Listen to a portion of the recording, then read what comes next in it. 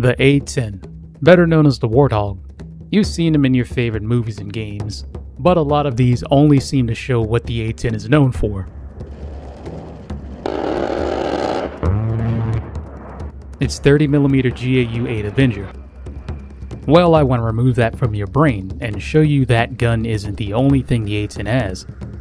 Welcome to Scenario Fulfillment. I am Dash89er, and today we'll be looking at the A-10 Warthog's armament. Okay, let's really see how sharp these tusks are.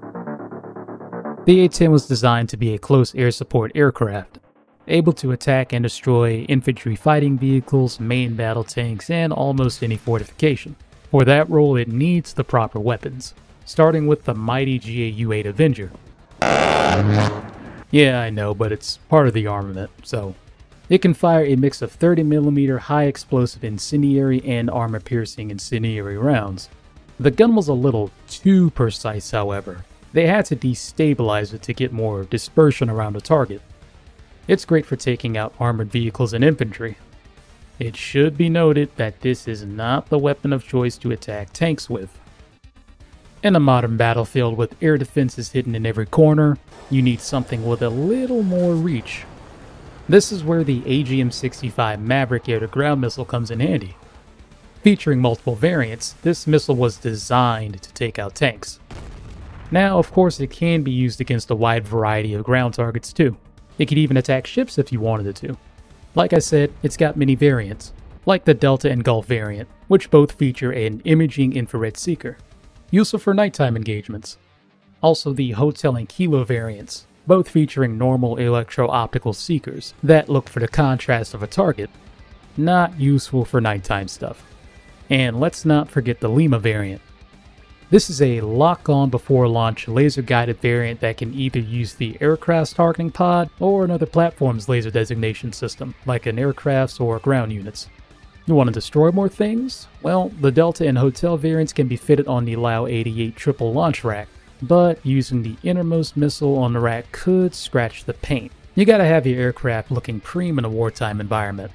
Now, the true range and speed of these missiles are classified, which is kinda dumb. But you know what else is dumb? Some of the weapons the A-10 carries, specifically the Mark 80 family of general-purpose munitions, like the Mark 82 and Mark 84. The Mark 82 is a 500-pound weapon, mainly used on saw fragment-sensitive targets, like troops or unarmored vehicles. It can be fitted with a tail that deploys a balut, basically a parachute braking device. This is useful for low-altitude weapon drops when you need to get out of the blast pattern. One of you might be saying, "Oh, that thing's too small." Well, if it makes you happy, the Mark 84 is 2,000 pounds. You want to take out a building? Well, this baby's just for you. You want to take out things more accurately? Well, say hello to the GBU-12 and GBU-10 Paveway. This is a Mark 82 and Mark 84, respectively, with a laser guidance kit. It can be guided via the A-10's targeting pod, or another aircraft or ground unit. Once the weapon is dropped, its fins deploy and its seeker activates. Once it sees a laser on a correct laser code it was programmed to search, it uses a method called bang-bang guidance. It basically causes the weapon to overcorrect, giving it an erratic flight profile. They can still hit their targets with pretty solid accuracy. These are pretty good for taking out moving vehicles as well. What's not great for moving vehicles, but slightly more accurate and safer to use in an anti-aircraft rich environment, is a GPS-guided weapon, like the GBU-38 and GBU-32. Both of these again are just Mark 82s and 84s respectively, but this time with GPS guidance tail kits. But if the satellites go down or the GPS signal is jammed somehow, it can use inertial navigation, with slightly degraded accuracy.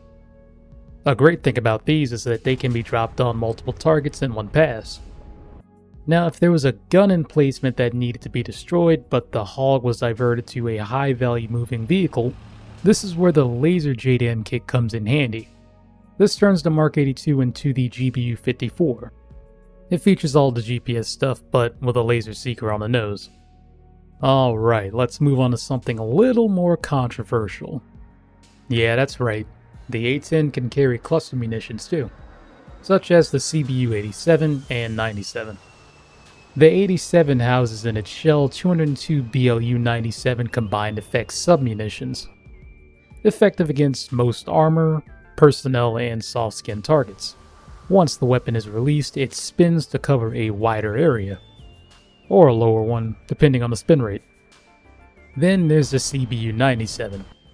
The 97 houses 10 of the BLU-108 submunitions, and these have submunitions of their own. Smart hockey puck-shaped skeets. The CBU-97 was designed to take out armored targets, like an entire tank platoon. Once the 97's BLU-108 submunitions are deployed, they each deploy a parachute. Once at a certain altitude, they detach their chute, propel themselves and spin in the air, and launch their laser and passive imaging-seeking skeets.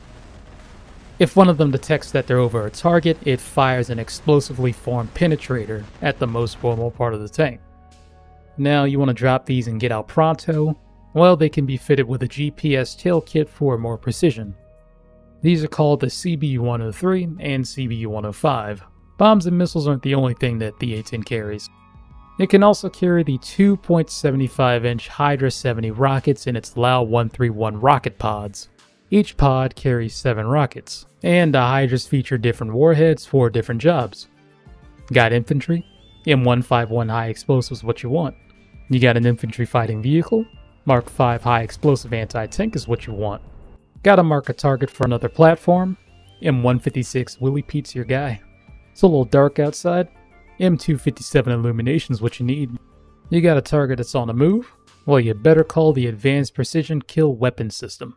It's a laser-guided Hydra 70 with a plug-and-play guidance body. The guidance body is screwed on a rocket motor, and the warhead is screwed on the guidance body, giving it a longer profile. The assortment of weapons mentioned make the A-10 what it is, an attack aircraft. But if it ever needed to, it can defend itself with its AIM-9 Sidewinders. As for training, it has an assortment of training dummy bombs and missiles. Not only that, it's still being upgraded. It's going to have the ability to carry the GBU-39 small diameter bomb, and hopefully the fleet will see more upgrades in the future, offensive and defensive. Thank you for watching. Help the channel grow by liking, and if you want to see more, subscribe. I'll see you in the next one. Stay safe down there.